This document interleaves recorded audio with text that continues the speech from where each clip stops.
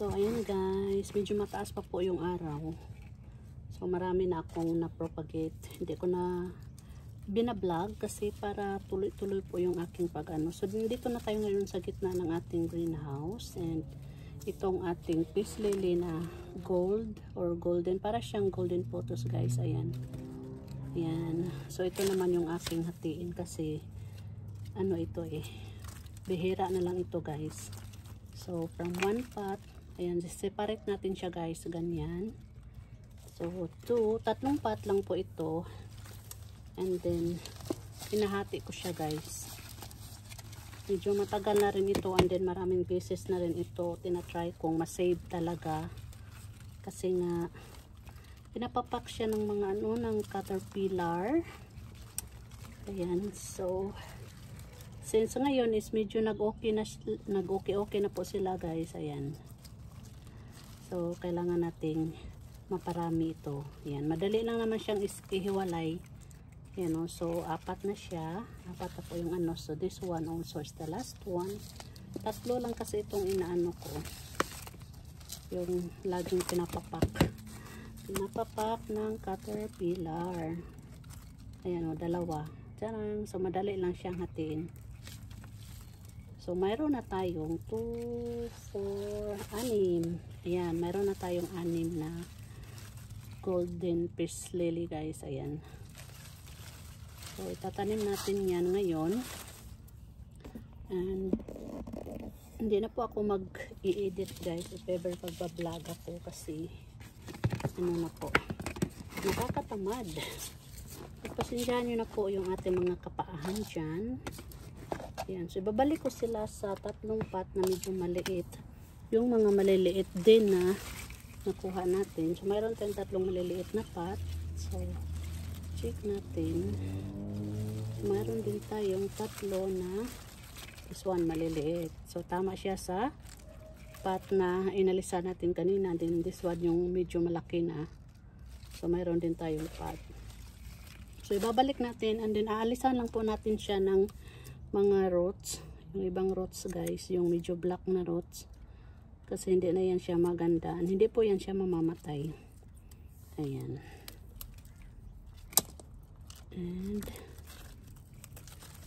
yan, itatanim natin dito. Sobrang ganda nito. Mayroon din akong isang, bali tatlo po yung variety ng aking peace lily mga kabayan. Ayan. Mayroon ako doon sa taas yung sobrang laki ng dahon. Tapos may ano siya, may white. So hindi ko familiar ang name doon. Ayan.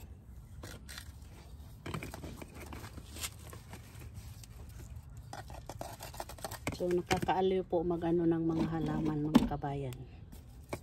So ayan na. So yan yung unang maliit. And then next na maliit. Lagi ko itong chine-check kasi nga favorite siya ng mga favorite siya ng mga grasshopper, minsan yung parang uod. Favorite po siya. Kaya pag may mga kagat na yung dahon niya is ginugupit ko kasi napapangitan ako. Ayan. Tatanggalin lang natin yung mga roots na mga black. Then ganyan. Monitor dry guys. Diretsuhan na ito. Ayan. So there you go. Meron na tayong dalawa dyan. And then last, maliit na is this one. And then papakita ko po sa inyo yung ating progress ng propagation ng ating pink princess guys. So nakikita nyo mga kabayan yan, yung mga dahon na ganito, yung mga putol-putol. So yan po yung ginugupit ko every time na papakin po sila kasi sobrang pangit tingnan ng dahon. Buti nga ngayon is hindi na sila binabalikan, hopefully hindi na nila maalala. Ayan. Gusto kong maparami ang varieties na ito. Kasi parang bihira ko na lang siya makikita sa mga shop. Ayan. Ang ganda kasi. Ang ganda niya.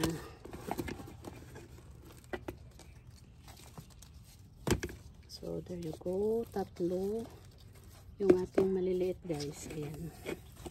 So, 3 na sila. And then, itatanim kong yung medyo malalaki na dito sa ating medium size na pot. Ayan, diba? Sobrang ganda. Golden. And then, ito po yung ating mga propagation po ng ating mga pink princess, guys. Ayan. Malaki na sila. Yung ating mga pink princess na propagation dyan. Yan po. Nabuhay po silang lahat. Yan. Yan po. Nilipat ko sila dito sa baba na yung ano nila, yung bottom ng kanilang pots ay magta-touch doon sa dito sa ground para ano, parang malamig sa kanila ba. So, yan lang po. And thank you so much. Tatapusin ko lang po yung pagtanim ng ating 3 malalaki na peace lily. Ayan. So, thanks for watching. Bye-bye.